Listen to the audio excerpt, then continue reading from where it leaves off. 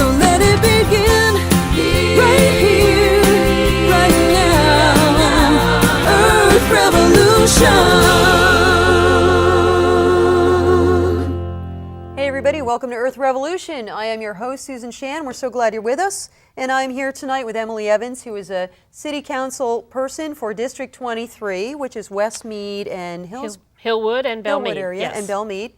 And one of the issues that Emily has been focusing on with the Metro Council and other associations is the stormwater infrastructure in Nashville, stormwater sewer combined system that parts of Nashville have. And is it all of Nashville is combined like that? No, just the downtown area. Mainly about 14 square miles is the combined system. Okay. And the entire system is 533 square miles. Okay. It's huge. It is huge. I mean, we're a big, spread out, sprawling city. It's the fourth largest stormwater system in the United States. That's amazing. It is. And one of the reasons that has been a prime issue for Emily is her constituents are very concerned about it because there's flooding and there's things that happen in your... It's quality of life, it's property, preservation of property issue for my constituents and for a lot of other councils' constituents. Sure, I'm not of course. the only one. Parts of Southwest Davidson County and Southeast Davidson County suffer greatly from stormwater issues. But it's also a regulatory, environmental issue. Yeah. The EPA asks us to discharge the cleanest possible water we can into our creeks and streams through our stormwater system. Right. And the only way to do that is to have a properly functioning stormwater infrastructure. Treatment facility. Either through treatment, through green infrastructure, through education and best practices, through teaching people about how to manage their lawns, for example, so that when the water runs off of their property, and it goes into that ditch in their backyard, what are you doing to make sure it's as clean as possible, or are you letting it take whatever it can on its way to the river? Right. Now, has Metro made attempts to do educational formats for people in the area, for like adults, classes and things? Is there much of that going on? Yeah, we have actually our permit from the EPA requires us to do education. So a lot of our stormwater education has been through groups, professional groups, educational groups, right. Schools. We have a fairly robust school program teaching them about the stormwater system and what happens when you throw something out your car window and how it eventually will make its way to the Cumberland River. Right, and people don't really think about that, so you have to create that awareness. Absolutely. It's not something we're trained to think about. And there's this great, if you just take a ride on the river and you go up Mill Creek or any of the creeks, you will see after rain what accumulates on the surface of that river. You will see paper cups and plastic bottles. And then you have to ask yourself, what do you don't see? What fertilizers and petroleum products and brake dust is making its way along with the paper cups and the Exactly. And bottles. that's definitely one of the issues in an urban area where you have a lot of impervious surface, a lot of parking lots. You have Buildings, tremendous amount of runoff. It rooftops. can't be absorbed naturally. Right. Because we know that we were talking about bioretention, Yeah. which is the way that nature naturally absorbs water into the ground and actually filters and cleans that water. Right. And when you have an urban landscape like we do, You don't have that. You don't have as much of that. You have some, but So you can do things in the urban environment, green roofs, pervious pavement, that mimic the natural environment. Right. And those are the kinds of things we are encouraging through a stormwater utility, which is the council initiative that started last year, getting a stormwater utility so that the more you pave, the more you pay, and you contribute to the system, which makes you want to pave less and put systems on your own property that will reduce your cost to the stormwater system. Right. So the motivation is increased by virtue of the fact that people, not necessarily companies, I was going to say, but people, anyone who has large surfaces that can absorb water, are going to pay more. Sure. So they're naturally going to have a desire to Yeah.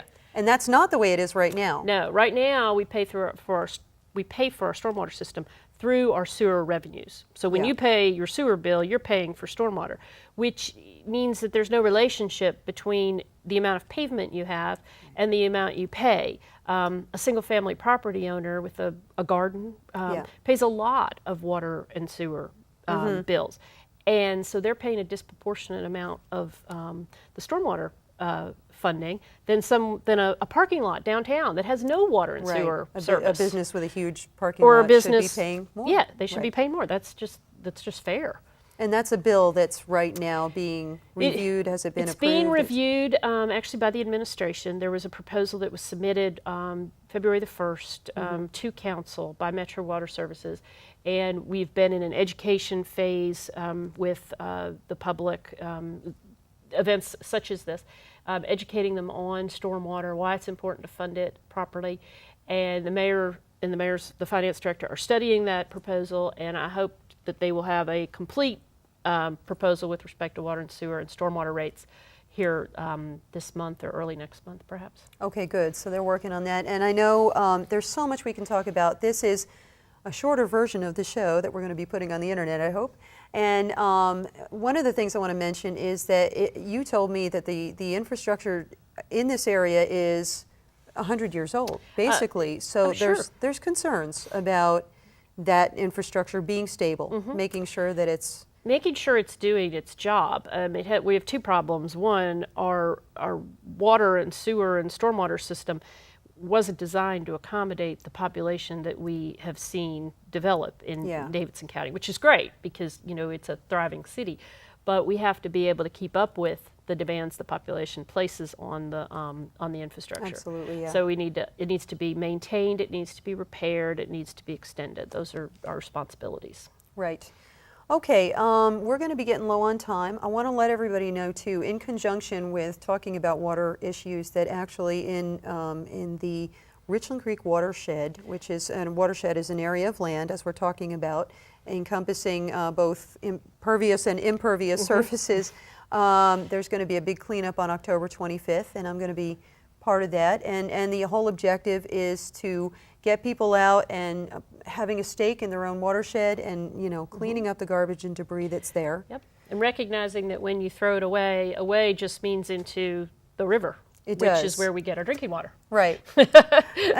So think about that. There is no such place as a way, There's no because such place. it always comes back to impact us in one way or another. Yes.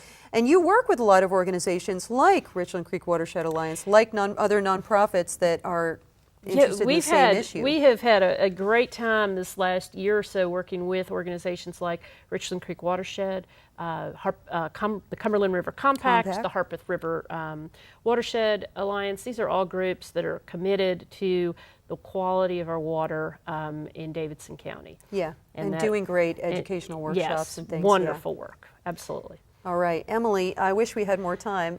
Thank you so much for being with me. You are so welcome. It's been really fun. Once again, here with Emily Evans, Metro Council, District number 23, and she is dealing with the issue of stormwater. You can go find out more about that on nashville.gov/stormwater. Thanks for tuning in. This is Earth Revolution. I'm Susan Shann, your host, and I will see you next time. Peace, love, and recycling.